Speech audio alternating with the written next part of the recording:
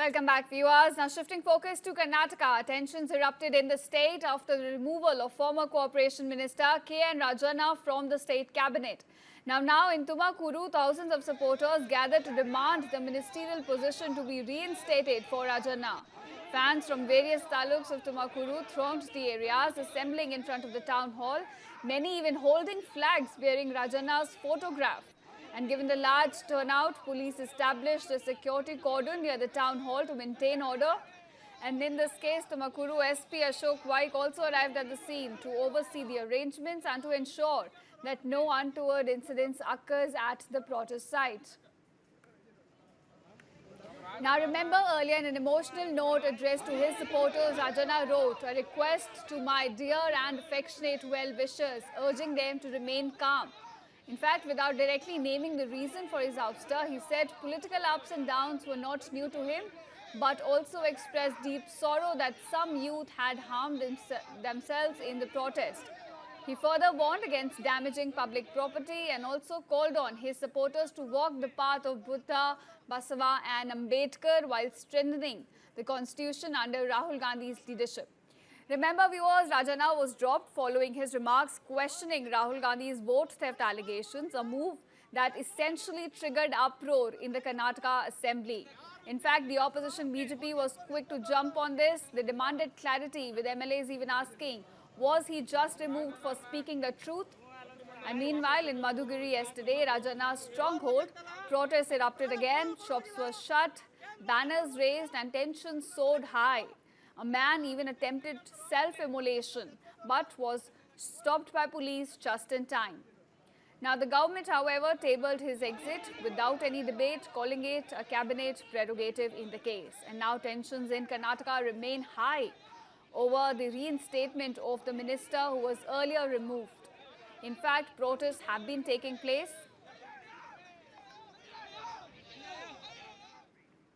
Now shifting focus, BJP's protest march to Thrissur Commissioner's office. Now BJP's protests were responded with Lathi charge on its cadres last night. 2 workers were unfortunately injured in the Lathi charge. Police had to resort to water cannons as well against the protesters during this march. Now in this case, Suresh Gopi, who arrived at Thiruvananthapuram airport early morning, reached Thrissur by Vande Bharat train. He visited the workers who were injured in Tuesday's CPM-BJP clash at the hospital. And although he did not answer any queries from the reporters, but we're getting to understand that he did visit the workers who were injured in this clash that took place on Tuesday between CPM and BJP.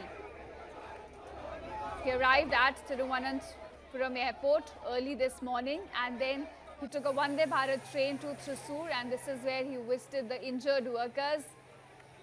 Remember, in the protest, police earlier had to resort to use water cannons against the protesters and Lathi charge as well, during which 2 workers were injured. And this was during BJP's protest march to Thrissur Commissioner's office. Tensions broke out and it led to a scuffle between the protesters and the police. Eventually, 2 workers of Bharatiya Janata Party were injured. And today, Suresh Gopi, he went to Thrissur, he visited the injured workers. Visuals on your screen showing you the protest as well. Remember, this was a protest of BJP to Thrissur Commissioner's office. But what we're getting to understand, according to reports, the route that they were supposed to follow, they apparently changed that route. This led to tensions rising, with CPM getting involved, and then scuffle broke out between police and the protesters. I also have my colleague Alex Matthew joining me on this story. Alex, we're given to understand that there was a scuffle that broke out between the BJP workers and the police. 2 workers got injured, and today, of course, Suresh Gopi visited those injured workers. Walk us through more details. What are you picking up? Well, Ishda, last night, BJP, in response to CPM's protest, yesterday CPM has done a protest at the Suresh Gopi MP's office, and they they made a serious protest at MP's office, and in response to that protest, BJP district committee conducted a protest at late night. I mean, at around 8 o'clock yesterday, and they were supposed to go through the Padayanada or near the Padayanada CPM office, but they suddenly changed their plans and they marched towards the CPM district committee office. And as you know, it's a district committee office, and the CPM members were there, and they get into a scuffle, and and the police intervening there.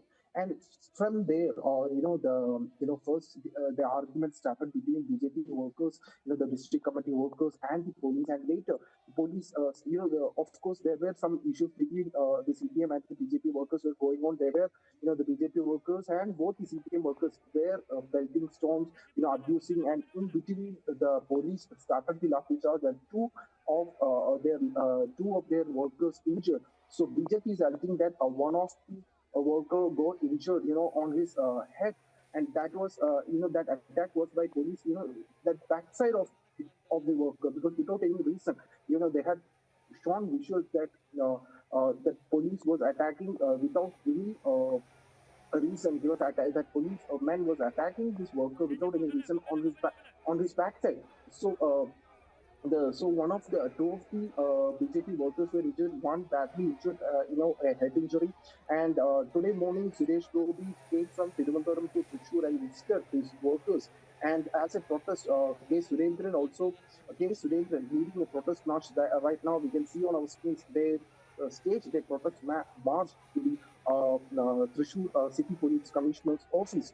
And as a precaution, we can see they have used water cannons, and still the protest march is going on in Thrissur, as a mass gathering by BJP workers from Thrissur district, and they are still protesting for this police brutality, because without any, they are alleging that the police were one-sided, the one-sided, and also for this unnecessary attack on their worker without any reason. During this argument were going on, and we can clearly see on that visuals that unnecessarily this policeman was attacking that worker on his head, with the lathi. And so the BJP has staged their protest today, and also K. Surendran has clearly answered all questions, especially allegations by the CPM and Congress on the fake vote issue. Surendran has said if they can prove it, they can go to the election commission, and they would have said this right after the elections, and now they are making claims. And they said the BJP has done nothing illegally. 6 months ago, before the Lok Sabha election, the Suresh Gopi, his family, and the BJP workers were here, and their votes, especially Suresh Gopi and his families and few of his relatives' votes, including his drivers' votes, were included it, and they are admitting it. But there is nothing wrong in it. For 6 months they are camping here, and they can use this address to enroll into the voters list in Thrissur constituency. So there is nothing wrong in it. If the opposition, the CPM or the Congress or the opposite, the candidates from the Thrissur constituency, if they can prove it, the BJP is challenging both CPM and the Congress. Meanwhile, Surendran, the former BJP president, also mentioned that there is no need that the Suresh Gopi need to answer these unnecessary questions.